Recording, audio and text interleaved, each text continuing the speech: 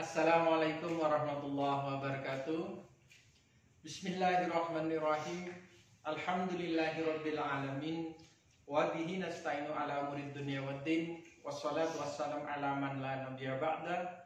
Sayyidina Muhammadin wa ala alihi wa sahbihi wa barik wa sallam. Qala Allah Ta'ala fil Qur'an, a'udzu billahi minasyaitonir rajim. Bismillahirrahmanirrahim. Wa in kuntum ala safarin wa lam tajidu katibah farihan makbudah fa in amina ba'dukum ba'da falyu'addal ladzi tumina amanah. Rekan-rekan mahasiswa mahasiswi Universitas Islam Negeri Raden Mas Said Surakarta yang saya banggakan, puji syukur sepantasnya kita panjatkan kehadirat Allah Subhanahu wa Ta'ala, karena kita masih banyak diberikan kenikmatan yang tak terhitung jumlahnya, termasuk nikmat sehat, nikmat kesempatan, dan nikmat keselamatan. Sehingga pada hari ini kita bisa membahas bersama-sama, mengupas tentang tata kelola atau corporate governance yang akan diterapkan pada bank syariah. Nah, rekan-rekan, tak lupa kita haturkan sholawat dan salam kepada junjungan kita, Nabi besar Baginda Nabi Muhammad Rasulullah Sallallahu Alaihi Wasallam, kepada keluarganya, kepada para sahabatnya, dan kepada para pengikutnya yang senantiasa mengikuti sunnah-sunnahnya. Mudah-mudahan kita selalu istiqomah melaksanakannya. Rekan mahasiswa mahasiswi UIN Raden Mas Said Surakarta, tentang materi tata kelola atau lebih dikenal dengan Good Corporate Governance atau GCG, kita akan membahasnya dalam beberapa pokok bahasan yang ada dalam top topik. Pada bagian ini akan dijelaskan tentang bagian awal adalah pengantar, kemudian pengertian, landasan atau dasar yang menjadi pedoman untuk menerapkan tata kelola pada bank syariah, dan nanti juga akan dijelaskan lebih detail tentang prinsip corporate governance yang ada, yang diterapkan pada bank syariah, termasuk struktur dan proses dalam pelaksanaan GCG dan juga hasil dari penerapan tata kelola yang baik pada bank syariah.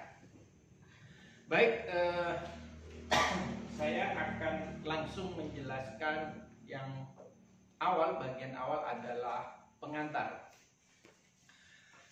Perkembangan industri perbankan syariah yang semakin pesat dewasa ini tentu diiringi dengan kompleksitas kegiatan usaha yang dilakukan, sehingga tentu mengakibatkan adanya peningkatan eksposur resiko pada bank syariah.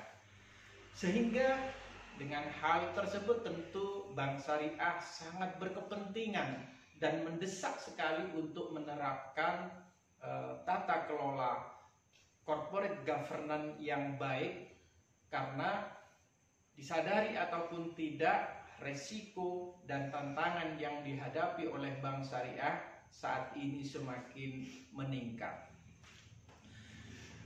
Selain daripada itu, penerapan tata kelola bank syariah yang baik diperlukan oleh seluruh bank syariah, selain untuk meningkatkan kinerja dari bank syariah itu sendiri, juga akan sangat membantu dalam rangka melindungi kepentingan stakeholder atau kepentingan dari para pemangku kepentingan, sehingga selain daripada tujuan-tujuan tersebut, tentunya dari sisi internal akan meningkatkan kepatuhan terhadap pelaksanaan peraturan perundang-undangan yang berlaku maupun nilai-nilai etika yang secara umum berlaku pada bank syariah.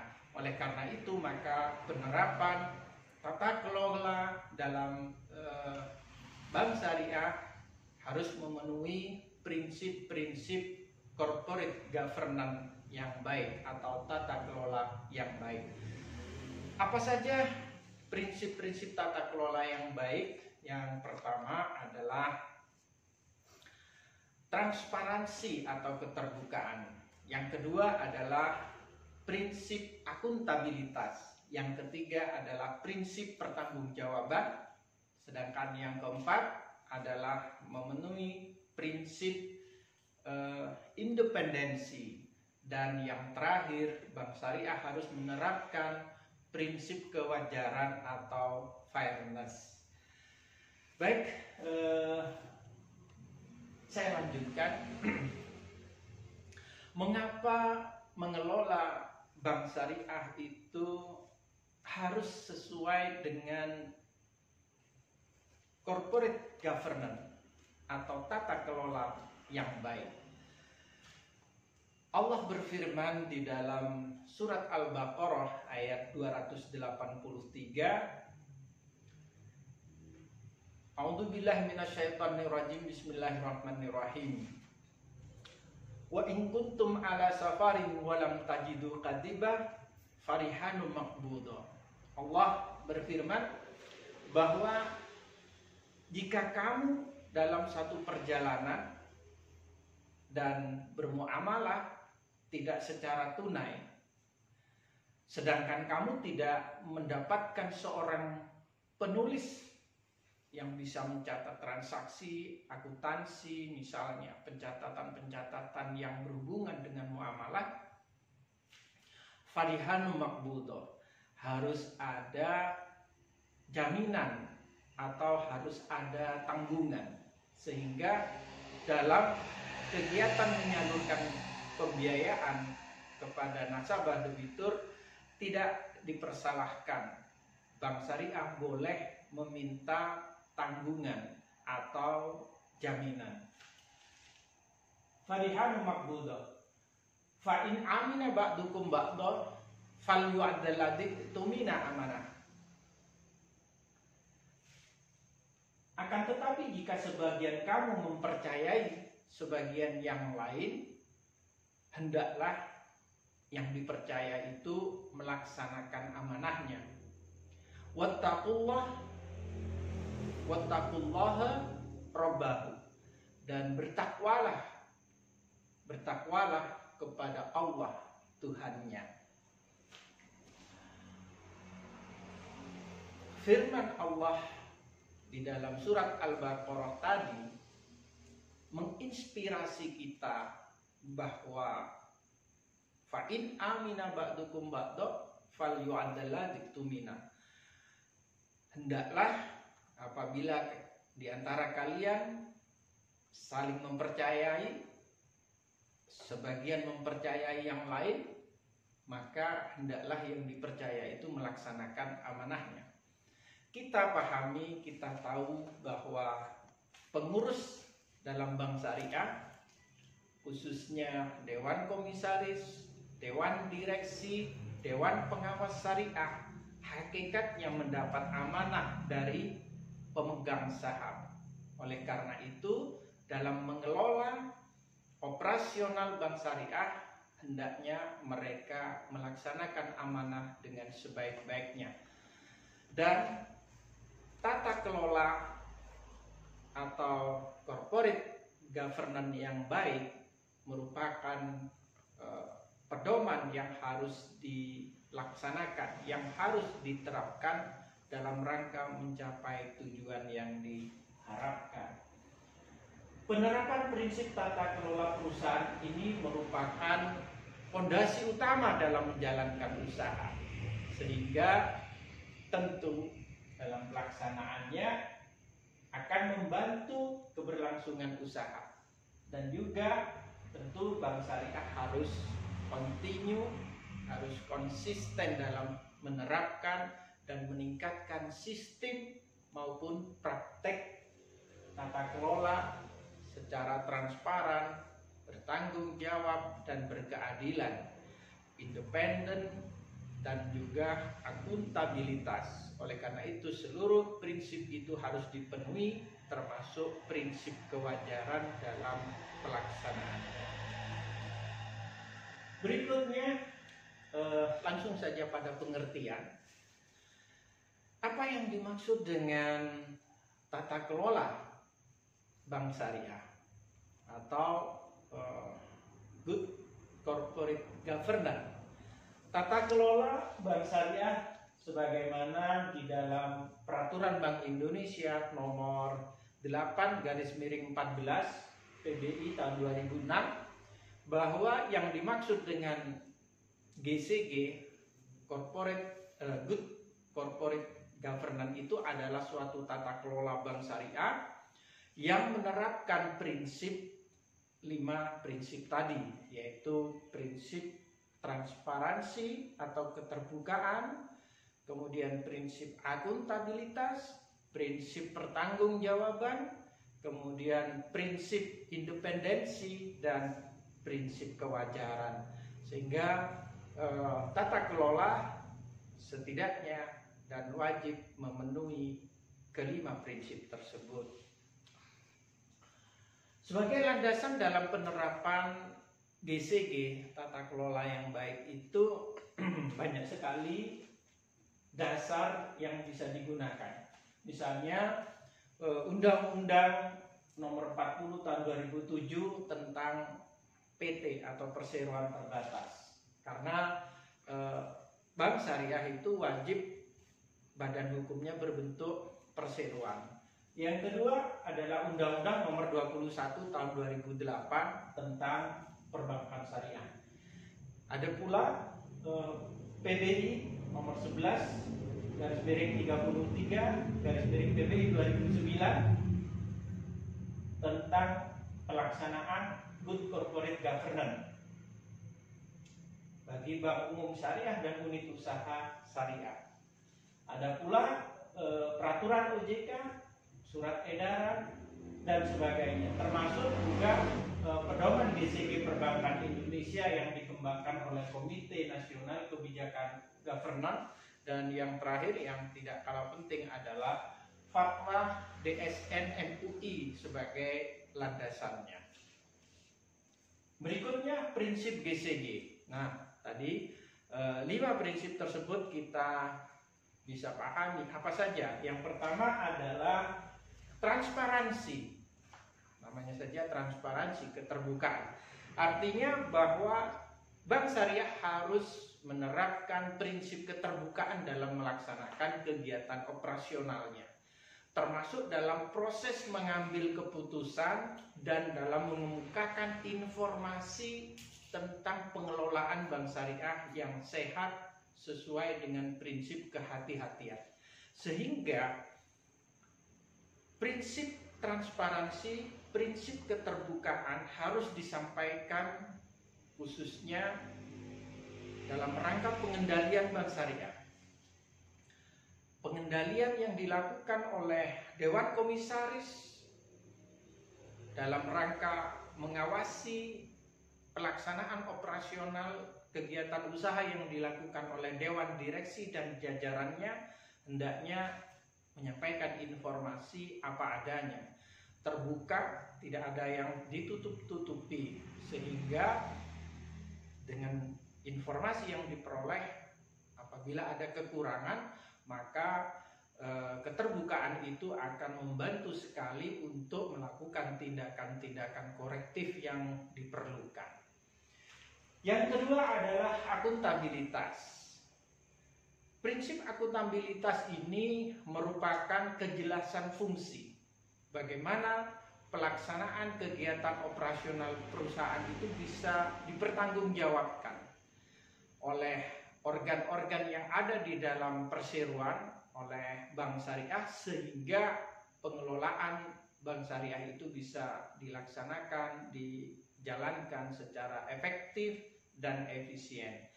Oleh karena itu maka baik komisaris, baik dewan direksi, dewan komisaris, dewan pengawas syariah perlu bekerja sama, berkoordinasi, dan masing-masing memiliki tugas dan fungsinya, dan juga harus bisa mempertanggungjawabkan atas amanah yang diberikan dalam rangka mengendalikan maupun menjalankan operasional kegiatan usaha bank syariah.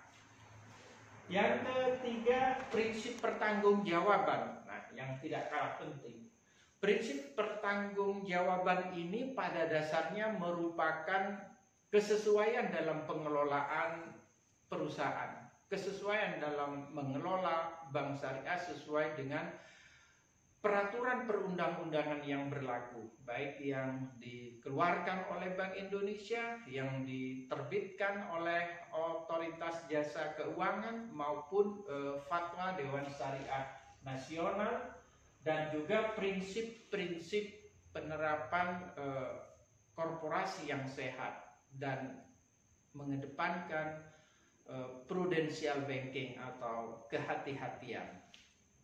Yang keempat adalah independensi atau profesional. Bahwa pengelolaan bank syariah itu harus memenuhi prinsip independen. Artinya bahwa independen itu mengelola bank tanpa ada intervensi, tanpa ada campur tangan, sehingga jajaran direksi, jajaran dewan komisaris, jajaran dewan pengawas syariah maupun pemegang saham bisa terhindar dari konflik of interest, bisa terhindar dari konflik kepentingan, benturan-benturan kepentingan yang justru pada akhirnya akan menimbulkan dampak negatif yang merugikan bank syariah. Oleh karena itu, maka dalam penerapannya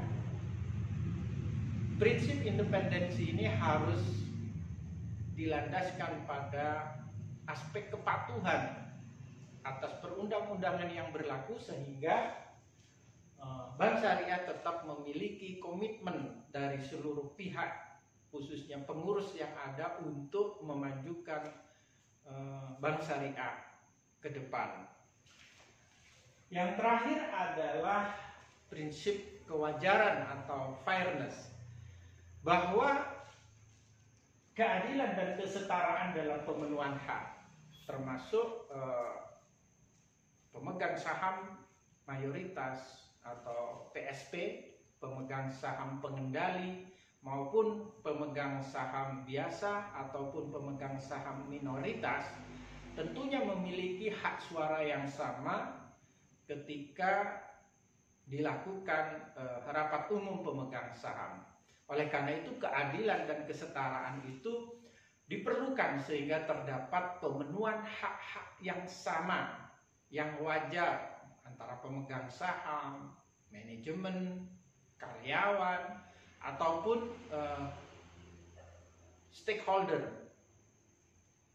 Oleh karena itu, maka harus mendapatkan perlakuan yang adil, perlakuan yang setara, tanpa terkecuali. Tentu tetap harus memperhatikan, menjunjung tinggi sesuai dengan peraturan yang berlaku maupun kode etik yang ada di dalam bank syariah. Selanjutnya, setelah prinsip dalam tata kelola, tentu di dalamnya yang melekat adalah struktur dan proses atau mekanisme pelaksanaan GCG atau tata kelola yang baik. Yang pertama, dalam prinsip tata kelola yang baik harus memuat organ utama dan organ pendukung serta kebijakan-kebijakan yang ada di dalam pelaksanaan operasional bank syariah. organ utamanya adalah RUPS, Dewan Komisaris, kemudian jajaran Dewan Direksi, termasuk ada pula Dewan Pengawas Syariah yang mengawasi aspek-aspek sesuai dengan prinsip, aspek-aspek penting pengelolaan bank syariah sesuai dengan prinsip syariah, sesuai dengan prinsip Islam. Kemudian berikutnya adalah organ pendukung. Nah, organ pendukung sangat penting, di mana ada komite-komite di bawah komisaris. Dewan Komisaris memiliki komite-komite yang akan membantu tugas dan tanggung jawab Dewan Komisaris dalam melakukan pengendalian terhadap aktivitas kegiatan usaha bank syariah. Dan juga mungkin perlu ada sekretaris komisaris, sekretaris perusahaan, satuan kerja yang ada di bawah direksi. Satuan-satuan kerja yang ada di bawah direksi antara lain satuan kerja pengendalian internal atau audit, kemudian satuan kerja kepatuhan, satuan kerja kepatuhan, kemudian satuan kerja manajemen risiko, dan yang tidak kalah penting dalam struktur tata kelola yang baik harus ada pula kebijakan-kebijakan yang dilakukan, termasuk misalnya kebijakan penyusunan rencana strategis bank, kebijakan usaha, pengawasan, transparansi, dan pengungkapan atau penelusuran apabila terdapat hal-hal yang dapat mengganggu keberlangsungan usaha dari bank syariah. Selain struktur, ada proses. Nah, proses tata kelola bank syariah itu dalam prakteknya tentu ada pelaksanaan RUPS. Jadi rapat umum pemegang saham sebagaimana diatur di dalam Undang-Undang Perseroan, dan juga RUPS juga tercantum di dalam anggaran dasar dari bank syariah. Kemudian yang kedua, pelaksanaan fungsi tugas tanggung jawab Dewan Komisaris, termasuk juga tanggung jawab Dewan Direksi, juga tertuang di dalam anggaran dasar. Ada pula juga di dalam Undang-Undang Perseroan. Kemudian pelaksanaan kegiatan usaha bank syariah dalam rangka menghimpun DPK, dana pihak ketiga, termasuk juga aktivitas penyaluran pembiayaan atau pinjaman kepada nasabah debitur, itu juga tertuang di dalam anggaran dasar dari bank syariah. Kemudian pengelolaan sumber daya insani yang tidak kalah penting, pengelolaan SDI oleh divisi sumber daya insani sangat diperlukan dan harus tercantum di dalam prinsip tata kelola bank syariah. Kemudian tanggung jawab sosial dan lingkungan sangat penting, perlu ada semacam kepedulian dari bank syariah, tidak hanya atau tidak melulu berorientasi profit, tetapi harus menyisihkan sebagian dana dalam rangka menciptakan standar, mekanisme, program kemitraan maupun bina lingkungan. Kemudian tata kelola teknologi informasi, sosialisasi kebijakan bank, dokumentasi proses yang tidak kalah penting juga harus termuat dalam pelaksanaan GCG yang baik. Berikutnya, hasil penerapan GCG. Nah, tentu ada struktur, ada proses atau mekanisme pelaksanaan GCG yang tidak kalah penting. Yang terakhir adalah hasil dari penerapan GCG yang harus mendapat perhatian. Tentu hasil dari penerapan GCG yang diharapkan adalah pertama misalnya kesinambungan usaha. Dengan menerapkan tata kelola yang baik, tentu kesinambungan usaha sustainable akan berkelanjutan. Baik dalam kegiatan penghimpunan dana pihak ketiga ataupun penyaluran pembiayaan kepada nasabah debitur, termasuk juga terkait dengan kesinambungan usaha adalah pengendalian NPF, sehingga penyaluran pembiayaan tidak banyak yang kategori macet. Dan juga di dalam kesinambungan usaha masalah kecukupan permodalan juga harus menjadi prioritas. Yang kedua adalah perlindungan nasabah yang tidak kalah penting. Bank Syariah harus bisa menghasilkan semacam standar mekanisme penanganan keluhan nasabah, sehingga nasabah mendapatkan perlindungan terkait dengan haknya yang harus diperoleh, yang harus diberikan oleh Bank Syariah. Termasuk Bank Syariah perlu menetapkan standar mekanisme untuk melakukan sosialisasi produknya. Diperlukan transparansi sosialisasi produk kepada nasabah agar tidak menimbulkan efek risiko hukum di belakang hari. Karena nasabah bisa menuntut Bank Syariah apabila tidak ada transparansi tentang produk yang ditawarkan kepada nasabah.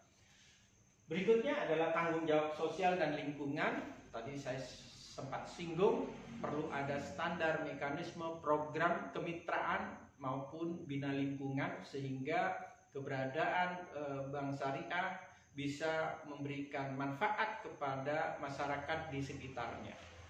Kemudian yang terakhir adalah kemanfaatan Bank Syariah bagi masyarakat dan perekonomian nasional. Tentu yang sangat diharapkan sekali adanya perkembangan pesat dari Bank Syariah itu bisa memberikan kontribusi terhadap kemajuan pembangunan di Indonesia.